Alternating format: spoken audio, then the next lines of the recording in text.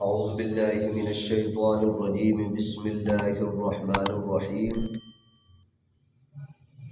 شہر رمضان الذی انزل فیہ القرآن ہدی للناس وبینات من الہدی والفرقان۔ گزشتہ درس میں فہم قرآن کے لیے دو بہت اہم قاعدے عرض کیے تھے، جن کا خلاصہ یہ ہے کہ پہلا قاعدہ تھا تعریف القرآن۔ قرآن کریم کی بہت ساری آیات میں آپ دیکھیں گے قرآن پاک کی تعریف ہوگی، اور دوسرا قاعدہ تھا اسماء القرآن۔ قرآن پاک کی بہت ساری آیات آپ کے سامنے ایسی آئیں گی جن کے اندر قرآن پاک کے اسماء کا ذکر ہوگا، قرآن پاک کے ناموں کا ذکر ہوگا۔ اب تیسرا قاعدہ کہ ہر چیز کے، ہر کتاب کا ایک مقصد ہوتا ہے۔ قرآن پاک کے نازل ہونے کا مقصد کیا ہے؟ نازل کرنے کا، اللہ تعالیٰ نے قرآن پاک کو جو نازل کیا ہے، اس کے نازل کرنے کا مقصد کیا ہے؟ تو جو اس کا مقصد ہے، اس کو ہمارے مشائخ حکمت کے لفظ کے ساتھ تعبیر کرتے ہیں، اور اس کا عنوان رکھتے ہیں حکمت نزول قرآن، کہ قرآن پاک کو اللہ تبارک و تعالیٰ نے کس حکمت، کس غرض اور کس مقصد کے لیے اتارا ہے۔ جب آپ قرآن پاک کو پڑھتے ہیں تو بہت ساری آیات آپ کے سامنے آئیں گی جن آیات کے اندر قرآن پاک کی نزول کی حکمت کا بیان ہوگا۔ چند آیات مثال کے طور پر میں آپ کے سامنے پڑھتا ہوں۔ سب سے پہلا قرآن پاک کی نزول کا مقصد اور غرض ہے ہدایت۔ قرآن پاک اللہ تبارک و تعالیٰ نے اس لیے اتارا ہے تاکہ لوگوں کی رہنمائی کرے۔ اللہ تبارک و تعالیٰ لوگوں کی ہدایت کے لیے اللہ نے اتارا ہے۔ یہ سورۃ البقرہ کی آیت نمبر 185 ہے۔ اس کے اندر اللہ فرماتے ہیں شہر رمضان الذی، مہینہ رمضان کا، الذی وہ، انزل فیہ القرآن جس کے اندر اتارا گیا ہے قرآن، ہدی للناس، اور یہ قرآن ہدایت ہے لوگوں کے لیے۔ اب ایک چیز یہاں پر اور ہے کہ للناس کا معنی کیا ہے؟ للناس کا معنی صرف علماء نہیں ہے، اور للناس کا معنی صرف طلباء بھی نہیں ہے، بلکہ للناس کا معنی ہے عام لوگ۔ تو اللہ تبارک و تعالیٰ نے قرآن پاک کو عام لوگوں کی ہدایت کے لیے اتارا ہے۔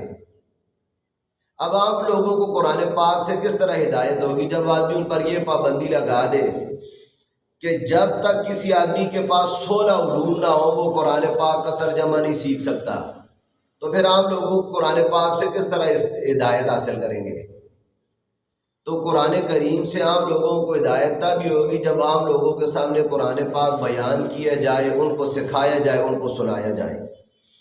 تو اس آیت کے اندر اللہ تبارک و تعالیٰ نے قرآن پاک کے نزول کا مقصد بیان کیا ہدی للناس، کہ یہ قرآن پاک لوگوں کے لیے ہدایت بن کے اترا ہے۔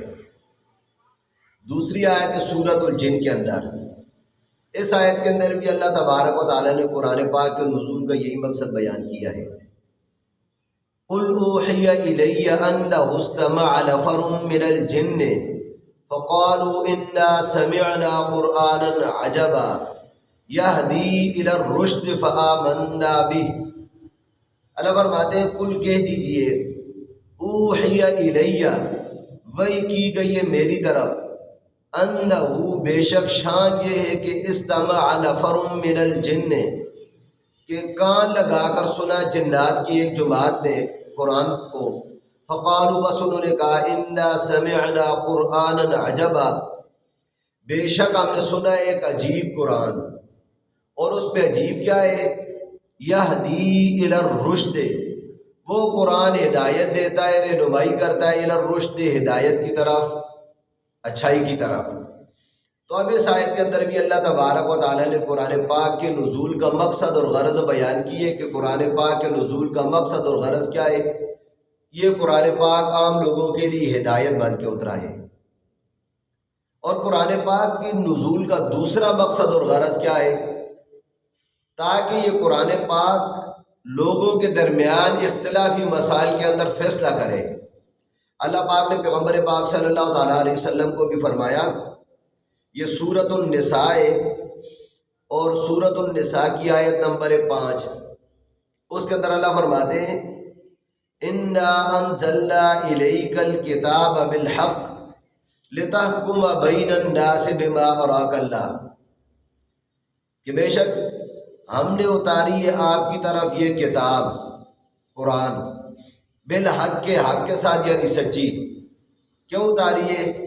لِتَحْكُمَ بَيْنَ النَّاسِ، تاکہ تو فیصلہ کرے لوگوں کے درمیان، بما اراک اللہ، اس چیز کے ساتھ جو تجھے اللہ نے دکھائی، یعنی تجھے اللہ تبارک و تعالیٰ نے تعلیم کی ہے، سکھائی ہے۔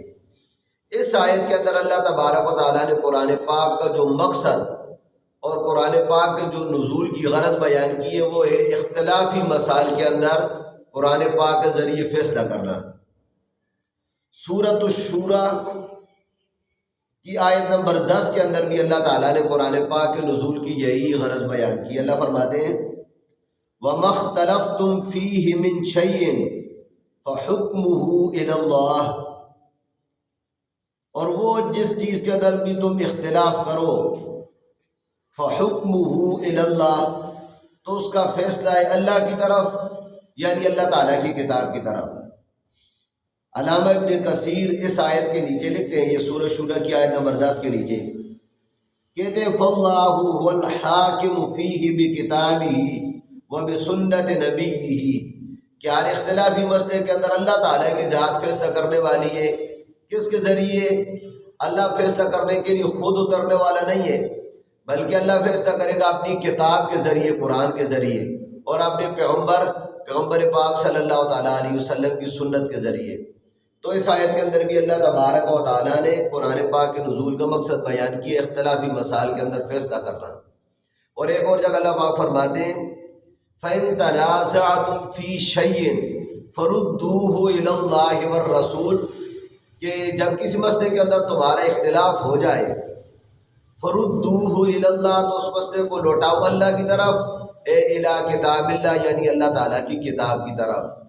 تو اللہ تعالیٰ نے قرآن پاک کے نزول کا دوسرا مقصد اور دوسری غرض کا کیا بیان کی ہے، تاکہ اختلافی مسائل کے اندر لوگوں کے درمیان قرآن پاک کے ذریعے فیصلہ کیا جائے۔ اور قرآن پاک کے نزول کی تیسری غرض وہ اللہ تبارک و تعالیٰ نے بیان کی ہے، تاکہ قرآن پاک کی آیات کے اندر غور و فکر کیا جائے اور قرآن پاک کی آیات سے نصیحت حاصل کی جائے۔ یہ قرآن پاک کے نزول کا تیسرا مقصد اور غرض ہے کہ قرآن پاک کی آیات کے اندر آدمی غور و فکر کرے، آدمی اس سے نصیحت حاصل کرے۔ یہ سورہ صاد ہے، اور سورہ صاد کی آیت نمبر 29 ہے، اس کے اندر اللہ تعالیٰ نے یہ قرآن پاک کے نزول کا مقصد بیان کیا ہے۔ اللہ فرماتے ہیں کتاب، یہ ایک عزت والی کتاب ہے، انزلناہ، ہم نے اتارا اس کو، الیک، آپ کی طرف، مبارکن، اور یہ برکت والی کتاب ہے۔ کیوں اتارا؟ لیدبروا آیاتہ، تاکہ لوگ غور و فکر کریں اس کی آیات کے اندر، ولیتذکر، اور تاکہ نصیحت حاصل کرے اولو الالباب، عقل مند لوگ۔ تو دیکھو اس آیت کے اندر اللہ فرماتے ہیں لیدبروا آیاتہ، کہ قرآن پاک کو اللہ تبارک و تعالیٰ نے اس غرض کے لیے اتارا کہ لوگ اس کی آیات کے اندر تدبر کریں، غور و فکر کریں۔ تو تدبر اور غور و فکر کس طرح کریں گے جب ان کو قرآن پاک کا معنی ہی نہیں آتا؟ تو لہذا ضروری کہ پہلے آدمی قرآن پاک کو سیکھ اور پھر اس کی آیات کے اندر تدبر کرے۔ یہ قرآن پاک کے نزول کا مقصد ہے۔ یہاں سفیان ثوری رحمۃ اللہ علیہ کا ایک فرمان میں آپ کو سناتا ہوں، لیدبروا آیاتی پر سفیان ثوری رحمۃ اللہ فرماتے ہیں انزل القرآن للتدبر وجعلوہ للتلاوہ، کہ اللہ تبارک و تعالیٰ نے قرآن پاک کو اس لیے اتارا تھا کہ لوگ اس کے اندر غور و فکر کریں، لوگوں نے اس کو صرف تلاوت کے لیے بنا لیا ہے۔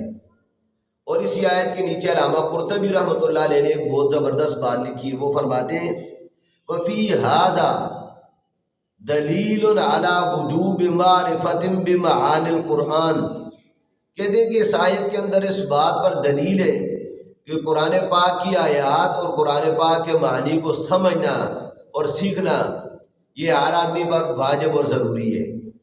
تو اس آیت کے اندر بھی اللہ تبارک و تعالیٰ نے قرآن پاک کے نزول کا مقصد اور غرض بیان کی ہے۔